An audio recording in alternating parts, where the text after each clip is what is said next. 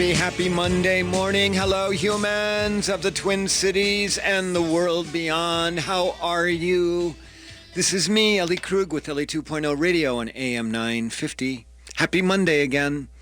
I hope your day has started well. I hope your weekend was good. And here you are with me now for the next hour. Talking Head. I don't like these Talking Head shows, but we were short on guests. And by the way, I think it's still going to be a good show. So hopefully you'll put up with me and not turn the dial at this moment. Hello. Welcome to Ellie 2.0 Radio, where I bill myself as a practical idealist, where we talk about idealism, and we talk about idealists doing their work in the world, and we talk about other things related to idealism. Sometimes we talk about the inequities, or we talk about striving to make the world a better place. And today we are going to talk about somebody who is an idealist, a rising politician. Many of you have heard the name, but not everyone knows the story. So I'm going to give you a little bit of that. And then I'm going to talk about racism today, how it causes trauma. I'm going to give you an example of historical trauma caused by racism, and then how trauma flipped the other way can actually cure racism. Yep, you heard me say that. And then at the end of the show, I'm going to talk a little bit about empathy. So I think we've got a good show, and so let's just go ahead and get started. First, our rising political figure. The election is 2 weeks away. There seems to be a blue awakening here in America. We're all at least hoping for that. And some would say that leading that awakening is a brand new face, now a 29-year-old Alexandria Ocasio-Cortez, a New Yorker who unseated 10-term, that would be 10-term, 20 years with the seat, 10-year term Congressman Joe Crowley. She unseated him earlier this year in the Democratic primary for New York's 14th congressional district. You know, and so who is this woman? Who is Alexandria Ocasio-Cortez? Well, here you go. She was born in the Bronx. Her father was an architect. He was born also in New York. But her mother was born in Puerto Rico. So Ocasio-Cortez has Puerto Rican roots. We heard last month in September that actually one of her grandparents died as a result of Hurricane Maria. She has family still in Puerto Rico. As she was growing up in the Bronx, they did move to the next burb over from the Bronx when she was younger. As she grew up, she attended high school, of course, and had an interest in government and youth leadership. She graduated in 2007. I mean, think about that. I mean, that is just 11 years ago. She was a high school senior 11 years ago.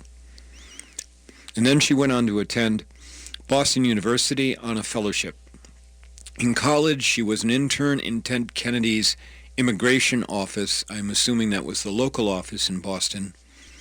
And started to get her feet wet in the political arena. She graduated from BU, from Boston University, cum laude in 2011. Yet I remind you that that was only 7 years ago. She graduated with a BA in Economics and International Relations. Now, while she was in college, while Ocasio-Cortez was in college, her father died of lung cancer.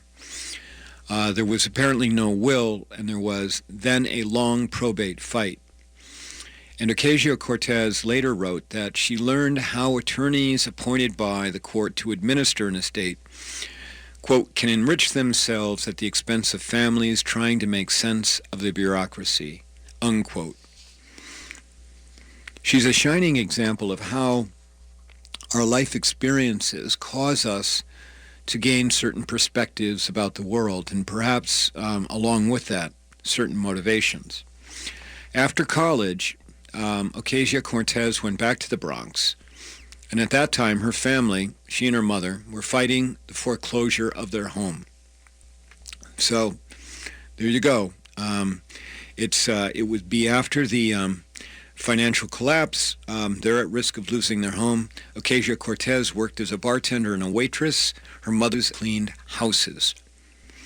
You know, this does sound like the classic American success story. But Ocasio-Cortez wasted no time. Using a microloan, she established a publishing company for children's books and literature that portray the Bronx in a positive light. Now, need I remind you that this is a 20-something going and getting a microloan to establish a publishing company. She also worked for the National Hispanic Institute.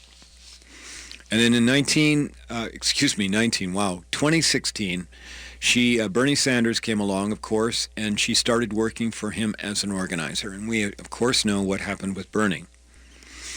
After the campaign, after the election, Ocasio-Cortez did something that I have done, not that I'm in any league like her, but she got in her car and she drove across America. I give her a lot of credit for doing that. She went to Flint and spoke there about the water crisis. Then she went to Standing Rock. And she later said that Standing Rock was a tipping point for her.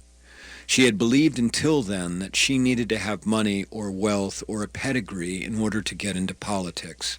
But what she saw at Standing Rock were people willing to put everything on the line for things that they believed in.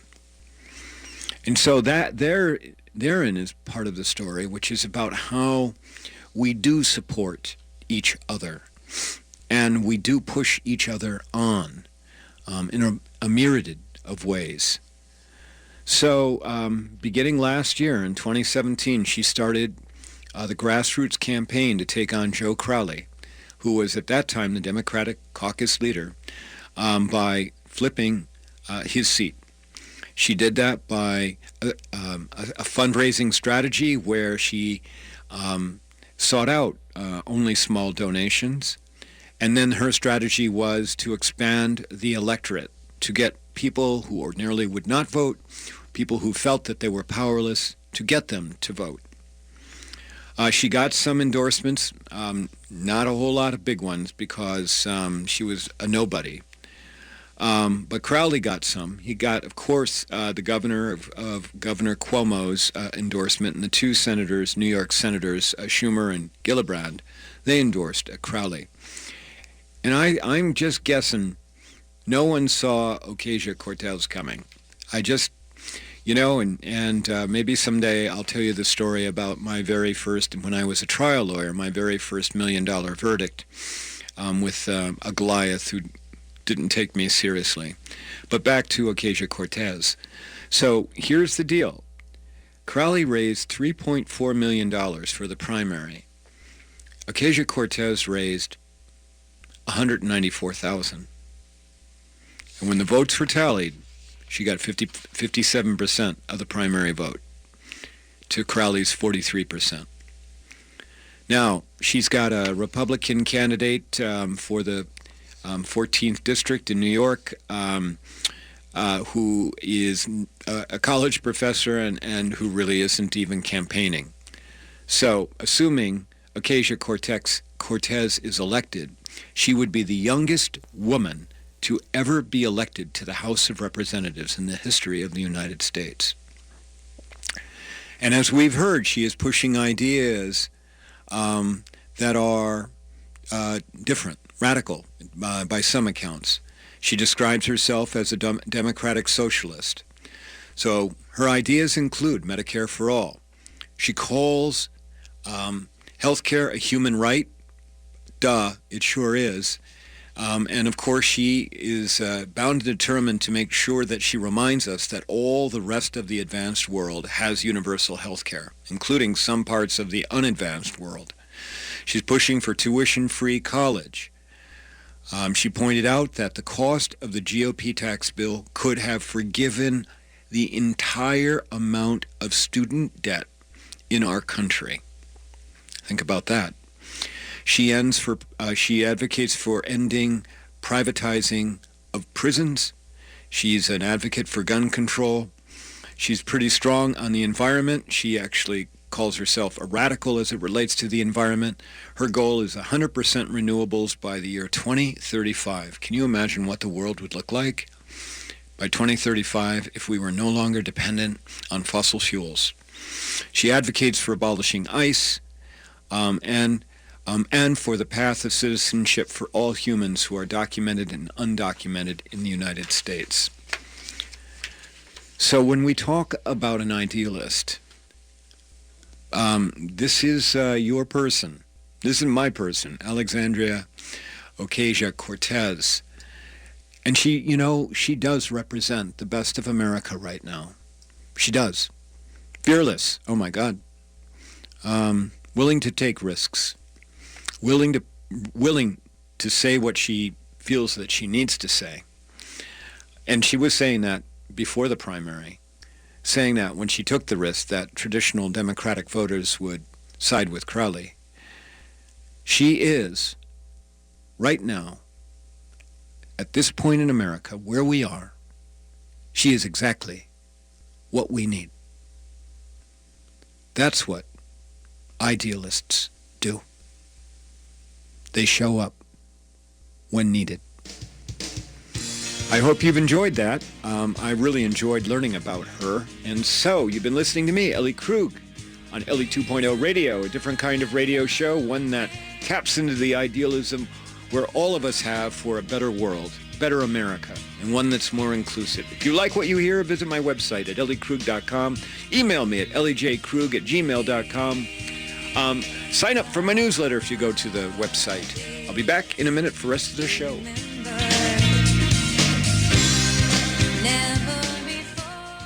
Brending Electrolysis on Grand Avenue in St. Paul has been a leader in permanent hair removal for people of all skin types and backgrounds for over 30 years, celebrating diversity and priding themselves on finding the right treatment plan for each client's individual needs, regardless of race or gender. Services include electrolysis, body waxing, facials, microneedling, and permanent makeup. Book your 60-minute complimentary consultation, including a 15-minute treatment today for beautiful, lasting results. Visit brendingelectrolysis.com. Seward Community Co-op is hosting 2 fabulous dinners in October, and you're invited. Firstly, a farm table featuring produce from the Hmong American Farmers Association on Tuesday, October 23rd from 6 to 8:30 p.m. at Seward Co-op Creamery Cafe. This meal has been designed by Executive Chef Matt Capra. Tickets for the 3-course dinner are $49. Tickets are limited, so grab your seat at Seward Co-op Creamery's farm table right away. Seward Community Co-op is owned by their shoppers who are members of the community. Their annual owner meeting dinner will be October 30th, and Sean Sherman from the Sous Chef is designing the menu and will offer teachings on indigenous foods.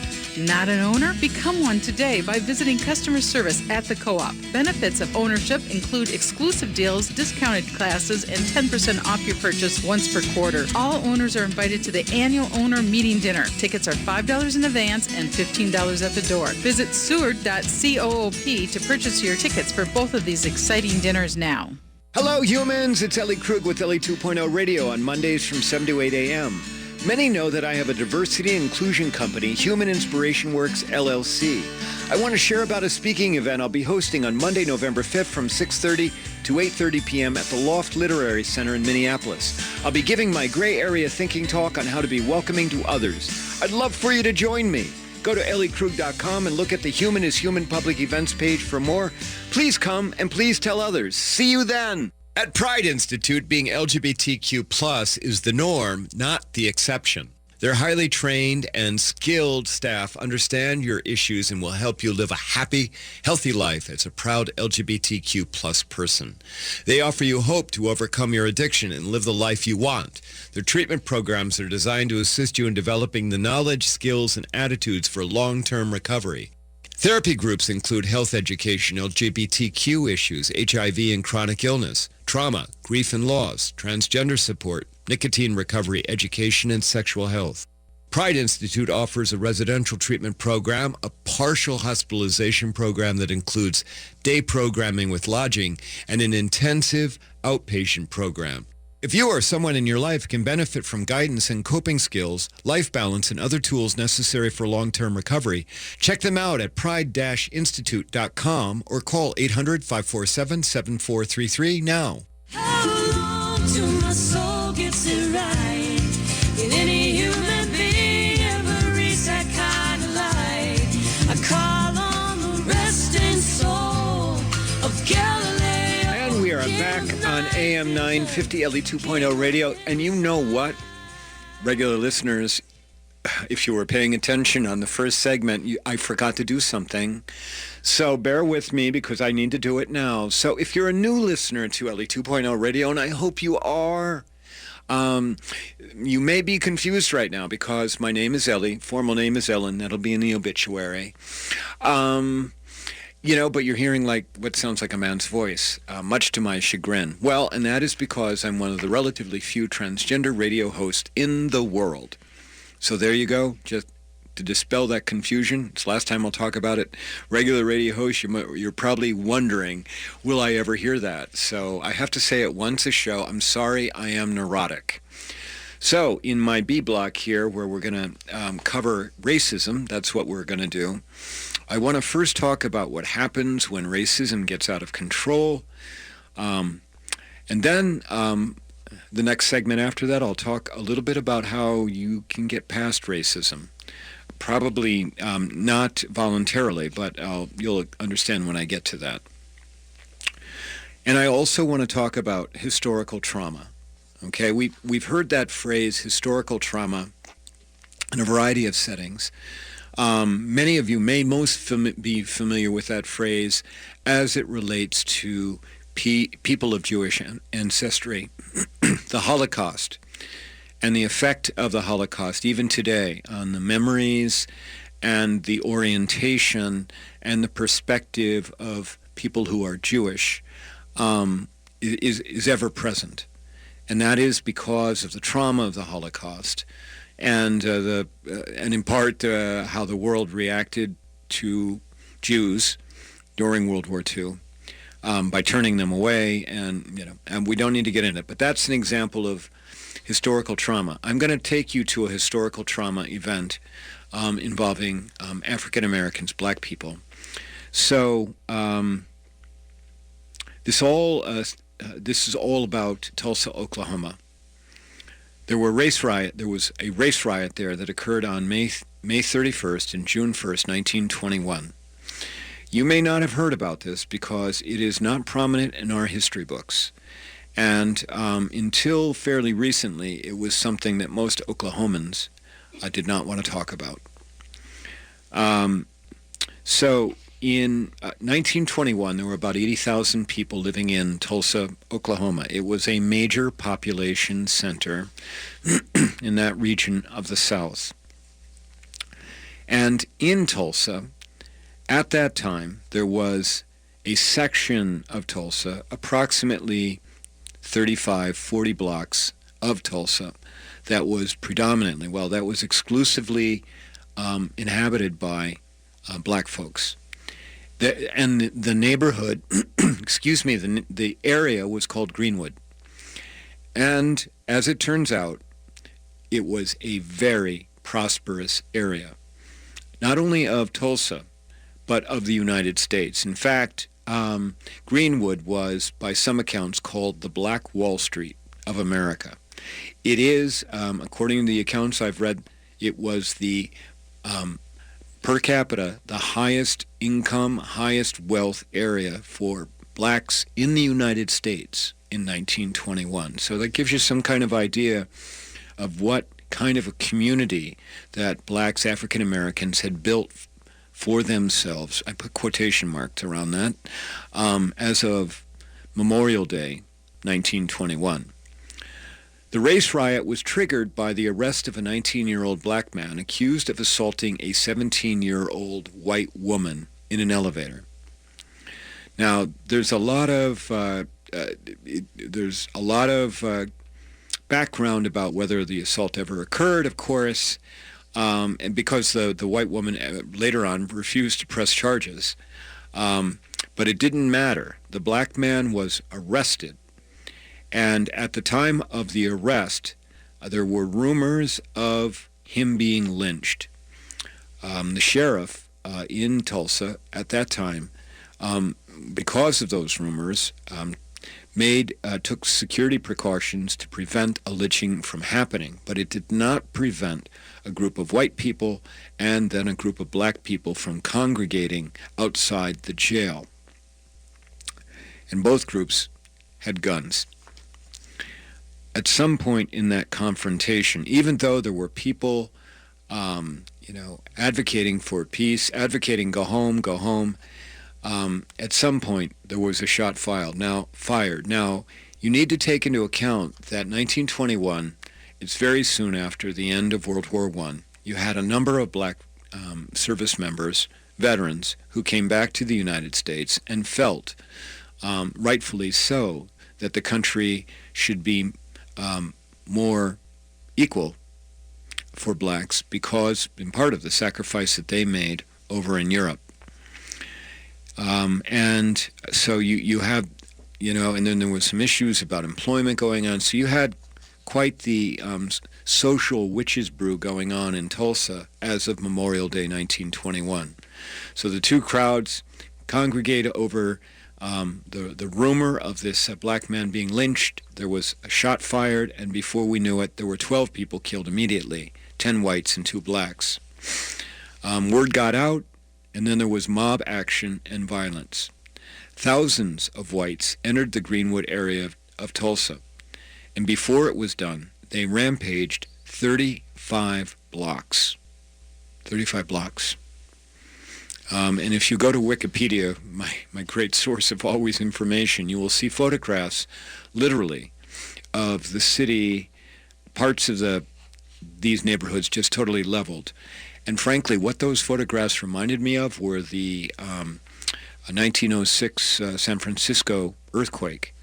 I was in San Francisco recently and saw photographs and just how the city was leveled by fire. And that's what Tulsa, Oklahoma looked like. So the death toll really is unknown. It could be as high as 300 or more. The injuries that occurred were as high as 800 or more. 10,000 people were left homeless. 10,000 people. I mean, all told, I think in that area in Greenwood there were 13,000 people living. And all of this was brought about for me. It got on my radar because last month, and if you are a subscriber to my newsletter, The Ripple, you will see that I at least mentioned this in my odds and ends section of the newsletter. There was a piece in the New York Times by one of my favorite columnists, Charles Blow, and the piece was titled "Eyewitness of the Desolation of Black Wall Street," and it was a piece about Blow going and speaking with Olivia Hooker, who at age 103 when he interviewed her not very long ago, was 6 years old at the time of the race riot in Tulsa. And she gave an account, and what Blow retold in his piece was how Olivia and her 3 other siblings lived in a very nice house in Tulsa, in Greenwood. Her father owned a department store, and on the night of the race riot, on the night of May 31st or the morning of June 1st, she was at home with her siblings, and white men came to the house, broke in. She and her siblings hid under beds, and they could hear as white men were vandalizing, trashing the house, pouring, she said, oil over the piano in the front room, stealing all of the silver in the house, breaking a Caruso record that had been sent from England by one of her mother's friends, and just destroying the house. The house apparently did not get burned. There are other accounts, and so this woman told this story and then told about how the trauma stayed with her. There were other accounts of that day where there were biplanes. So remember, this is at pretty much the dawn of the flight era. Biplanes going over the city with militiamen firing at blacks in Greenwood, in the Greenwood area, or dropping flaming turpentine balls to burn down buildings. I mean, it sounded horrible. It really did. And you know, it really is about trauma. And so the reason that Blow went to speak with her was because she wanted, you know, he wanted to document this. She's one of the last remaining survivors of this race riot. And what Blow writes was this, quote, "American history is full of stories of black people doing precisely what America says it wants of its citizens, being creative, enterprising, and industrious, being self-respecting and self-sufficient, only to have white people destroy what they've built, impede their progress, and erase their wealth. And these are not far-off stories. Those are also the stories of the living," unquote. And really that is what historical trauma is that you know that you've been marginalized in a horrific way, and that it has impacted not only you emotionally, maybe even physically, but it's impacted your people. Now, and I don't think that we can ever underestimate the effects of historical trauma on classes of people. Now, I happen to be transgender. A lot of historical trauma related to trans people or people who are gay or lesbian, you know, and no one has the market cornered on this historical trauma. The point here is to understand it. Now, for decades, the race riot was not acknowledged in Oklahoma. It wasn't even mentioned in retrospectives, you know, where they say 20 years ago this date kind of thing that they do in the newspaper. But in 1996, marking the 75th anniversary of the riot, the Oklahoma legislature set up a commission to study the event and provide an historical account. The commission made several findings, including the recommendation for direct reparations to the survivors of the riots and their direct descendants. But in 2001, the Oklahoma legislature did not do that. They instead provided 300 college scholarships for descendants of Greenwood residents. Then they created a memorial and they did something about economic development. And then for the 118 living survivors at that time, they gave them gold-plated medals. Gold-plated medals. Really, that's what they did. No reparations. So, that's how race can impact us. And we are still grappling with the effects of the color barrier between humans. We're still grappling, even today, with why and how things happen when we consider people who are other. Not good. When I come back, I will give you a different story about how trauma can actually erase racism. You're listening to me, Ellie Krug, on AM 950. I'll be back in a minute. I wanna hold a hand inside you. At Pride Institute, being LGBTQ+ is the norm, not the exception. Their highly trained and skilled staff understand your issues and will help you live a happy, healthy life as a proud LGBTQ+ person. They offer you hope to overcome your addiction and live the life you want. Their treatment programs are designed to assist you in developing the knowledge, skills, and attitudes for long-term recovery. Therapy groups include health education, LGBTQ issues, HIV and chronic illness, trauma, grief and loss, transgender support, nicotine recovery, education, and sexual health. Pride Institute offers a residential treatment program, a partial hospitalization program that includes day programming with lodging, and an intensive outpatient program. If you or someone in your life can benefit from guidance and coping skills, life balance, and other tools necessary for long-term recovery, check them out at pride-institute.com or call 800-547-7433 now.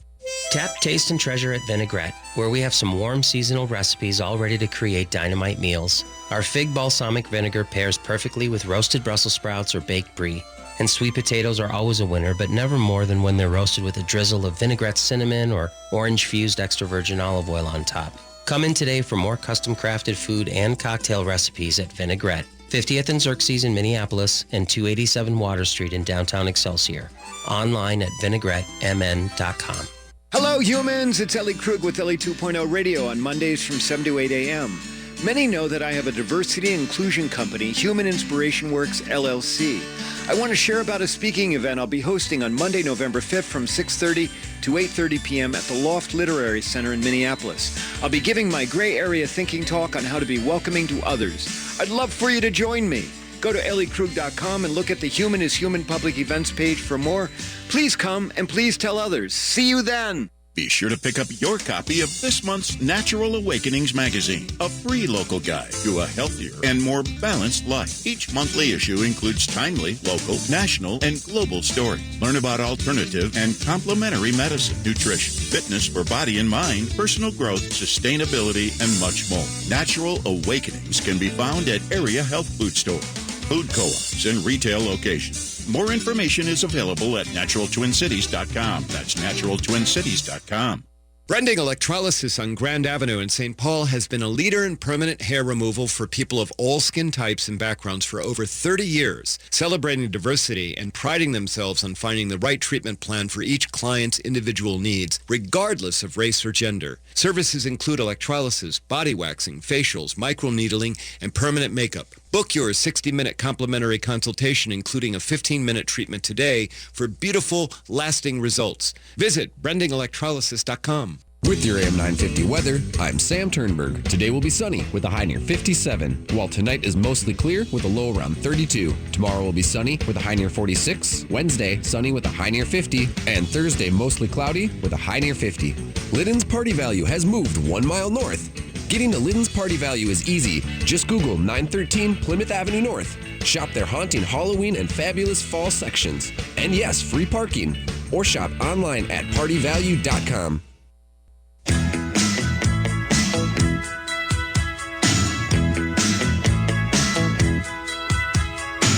And she was lying in the grass, and she could hear the highway breathe. And we are back on AM 950, Ellie 2.0 Radio. So, be honest with me. How many of you knew about the Tulsa race riot? Raise your hand. I would tell you that before I saw Charles Blow's article, I knew something about it, but not much. And so there you go. And we need to understand this about how racism works. We do. And about how when even sometimes the lightest of catalysts occurs, that we break off into our tribal identities and lash out. It happens. I mean, it's not the only race riot we've ever had in the United States by a long shot. But now I want to talk about how racism can be erased. Now, and what I'm going to talk about is it's not being, this instance I'm going to talk about, it's not like voluntary erasure. It's about necessary or mandatory erasure. And again, but it's about trauma as well. So, and frankly, I think the best way to say it is how trauma can cure racism, okay? And so if you receive my newsletter, The Ripple, which goes out every month, the middle of every month, you will recall that the September issue, last month's issue, I spotlighted I really heavily focused on an essay that appeared in the Sun magazine in early September. The essay was written by a poet and writer named Tom Hoagland. And Hoagland apparently is a cancer survivor. And the title of his essay was this, quote, "The cure for racism is cancer," unquote. Apparently, Hoagland is a cancer survivor, and apparently he writes about his experience, and I'm going to guess was treated at the MD Anderson Cancer Center in Houston because he identifies that in his essay. The message of Hoagland's essay is that cancer is the great leveler. Or for that matter, any illness, any prolonged illness or hospitalization is a great leveler. That cancer changes your perspective about humans, about any human, about class of human, about color of human. And I found the essay to be some of the most powerful writing I have seen in several years. And in fact, the essay at several times brought me to tears because the writing was so incredibly wonderful and beautiful and compelling. And so I'd like to quote some sections of this. I don't like reading all that much on the radio, but I'm going to do my best because there are parts of this that just flow so incredibly beautifully about the point that in the end, race or class or anything else doesn't matter. So here we go. Hoagland writes this, quote, America, that old problem of yours, ? Racism, ? I have a cure for it, : get cancer. Come into these waiting rooms and clinics, the cold radiology units and the ICU cubicles. Take a walk down leukemia lane with a strange pain in your lower back and an uneasy sense of foreboding. Make an appointment for your CAT scan. Wonder what you are doing here among all these sick people, the retired telephone lineman, the grandmother, the junior high school soccer coach, the mother of 3. I wish there were other ways to cure your racism, America, but I don't see one. Frankly, your immune system seems to be the problem. Installed by history and maintained by privilege, it is too robust, too entrenched to be undone by anything less than disaster. That's how it is for a lot of us. If you're a white and doing well in America, a voice whispers to you incessantly, repeating that you deserve to be on top, that to profit is your just reward. And it's not only white people who need the cancer cure, it's any person who thinks that someone of another religion, color, or background is somehow not indisputably equally human. But there's good news, too. As you pass one hallway after another looking for elevator B, you'll see that this place is full of people, riding the escalators, reading books and magazines, checking their phones near the coffee pots. And it will dawn on you that most of these people have cancer. In fact, it seems as if the whole world has cancer. With relief and dismay, you'll realize, I'm not special. Everybody here has cancer. The withered old Jewish lefty newspaper editor, the Latino landscape contractor with the stone-roughened hands, the tough lesbian with the bleached blonde crew cut and the black leather jacket, and you will be cushioned and bolstered by the sheer number and variety of your fellows. This strange country of cancer, it turns out, is the true democracy, one more real than the nation that lies outside these walls and more authentic than the lofty statements of politicians, a democracy more contrivable than platitudes or aspiration. In the Republic of Cancer, you might have your prejudices shattered. In the rooms of this great citadel, patients of one color are cared for by patients of other colors. In elevators and operating theaters, one accent meets another, and sometimes only after repetition squeezes through the transom of comprehension. And when the nurse from the Philippines or the aide from Houston's Fifth Ward or the tech named Dev says, I'll pray for you, you are filled with gratitude for their compassion. This place bears a passing resemblance to the old photographs of Ellis Island. So many travelers coming from afar, sitting with their passports and papers hunched on wooden benches with luggage at their feet, waiting to find out if they will be admitted and advanced to the next stage in the process. Some of the travelers are dressed in pajamas and slippers. Some have on shiny blue tracksuits and Nikes, and some wear suits and ties as if being presentable will make a difference. The shabby and the affluent, the stoic and the anxious, the scrawny and the stout, the young and the aged. If we are tense or pace restlessly, it's because we are aware that we may, on short notice, be deported swiftly. And because of this, perhaps our hearts soften.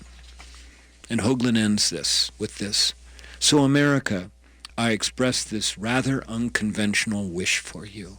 I hope you get cancer. In order to change, you must cross this threshold, enter a condition of helplessness, and experience the mysterious intimacy between the sick and their caregivers, between yourself and every person who is equally laid low. It's true. What Hoagland writes is true.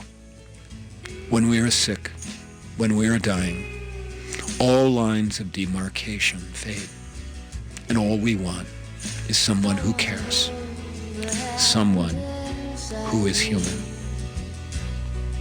When we come back, I'll give you my last segment about empathy, which I think I might have just triggered in some of you. Thanks. Hello, humans. It's Ellie Krug with Ellie 2.0 Radio on Mondays from 7 to 8 a.m. Many know that I have a diversity and inclusion company, Human Inspiration Works, LLC. I want to share about a speaking event I'll be hosting on Monday, November 5th from 6:30 to 8:30 p.m. at the Loft Literary Center in Minneapolis. I'll be giving my gray area thinking talk on how to be welcoming to others. I'd love for you to join me. Go to elliekrug.com and look at the Human is Human public events page for more. Please come and please tell others. See you then. I'm John Peterson of Ferndale Market, and I'm the third generation to grow turkeys on our family farm in Cannon Falls. We've grown them the same way since 1939, free range and without antibiotics. We're proud of the way our turkey tastes naturally, so we don't add a thing, just 100% pure turkey. Reserve your free-range Thanksgiving turkey today for pickup at our store right on the farm in scenic Cannon Falls or at one of our Metro retail partners. Visit us at ferndalemarket.com for more information or to reserve your turkey today. Brending Electrolysis on Grand Avenue in St. Paul has been a leader in permanent hair removal for people of all skin types and backgrounds for over 30 years, celebrating diversity and priding themselves on finding the right treatment plan for each client's individual needs, regardless of race or gender. Services include electrolysis, body waxing, facials, microneedling, and permanent makeup. Book your 60-minute complimentary consultation, including a 15-minute treatment today for beautiful, lasting results. Visit brendingelectrolysis.com. Matt McNeil for Rudy Luther Toyota. My family conquered the family vacation thanks to my Toyota Sienna. This last summer, I drove 16 straight hours in a single day, heading to the coast, a test which challenges even the most comfortable vehicles. The Sienna passed with flying colors. Roomy, comfortable, and easy to drive, it made the long day a piece of cake. And when driving in a new town, the Toyota Sienna gives me the comfort and reliability I need. Test drive one yourself at Rudy Luther Toyota, the southeast corner of 394 and 169 in Golden Valley. At Pride Institute, being LGBTQ plus is the norm, not the exception. Their highly trained and skilled staff understand your issues and will help you live a happy, healthy life as a proud LGBTQ plus person. They offer you hope to overcome your addiction and live the life you want. Their treatment programs are designed to assist you in developing the knowledge, skills, and attitudes for long-term recovery. Therapy groups include health education, LGBTQ issues, HIV and chronic illness, trauma, grief and loss, transgender support, nicotine recovery, education, and sexual health. Pride Institute offers a residential treatment program, a partial hospitalization program that includes day programming with lodging, and an intensive outpatient program. If you or someone in your life can benefit from guidance and coping skills, life balance, and other tools necessary for long-term recovery, check them out at pride-institute.com or call 800-547-7433 now.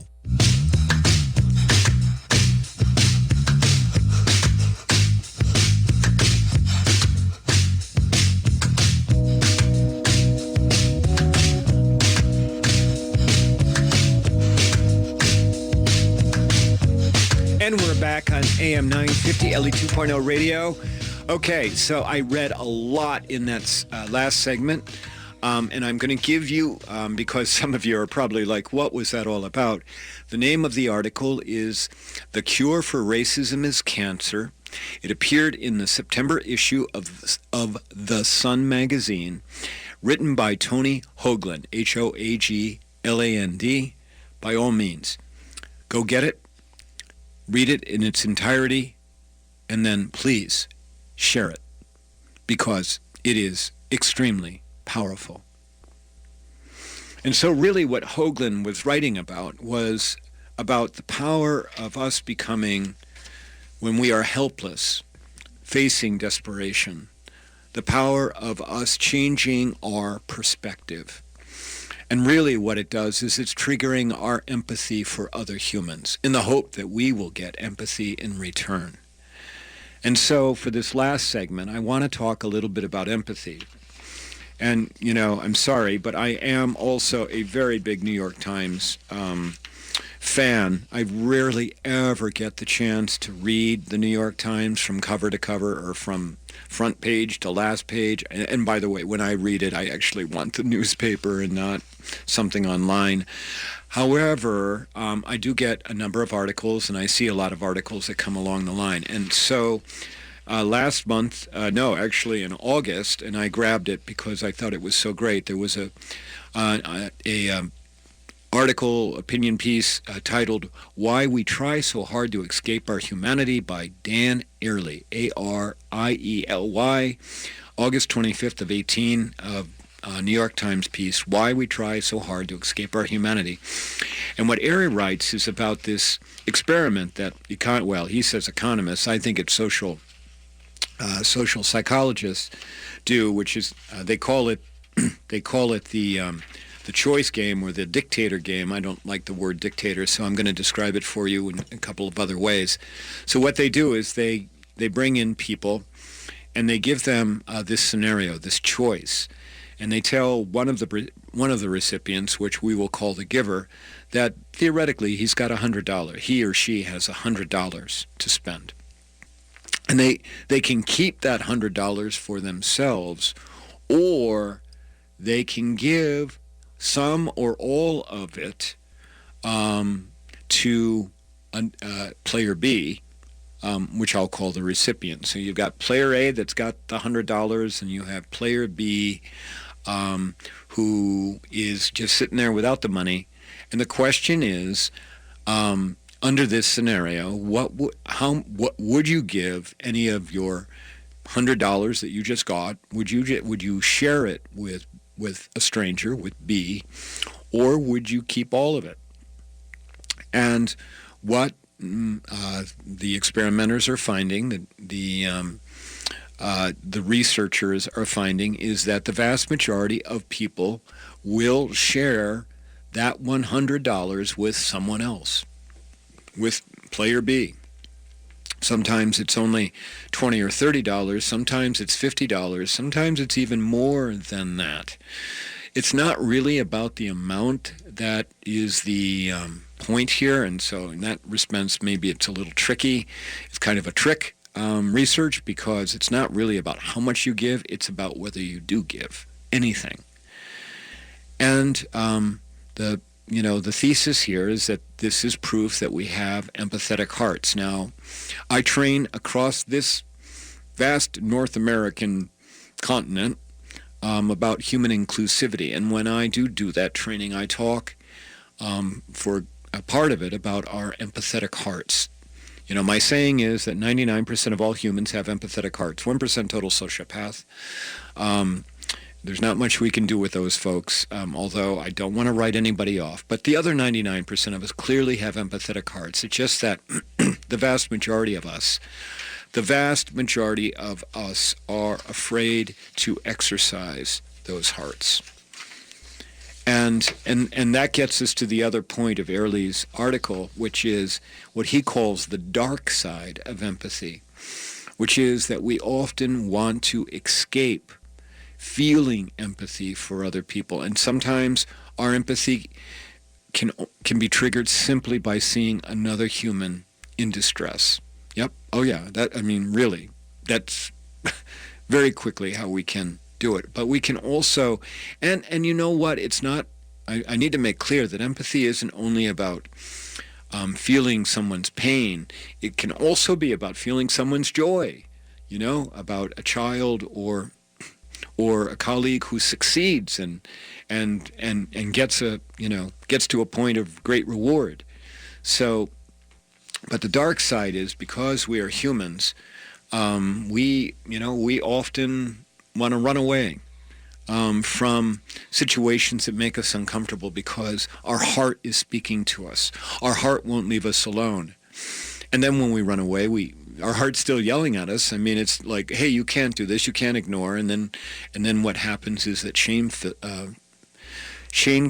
comes in, and so does guilt.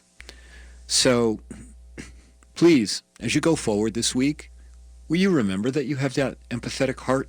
Will you remember that? And by the way, that empathetic heart helps combat racism. It does. And will you remember it? Will you exercise it?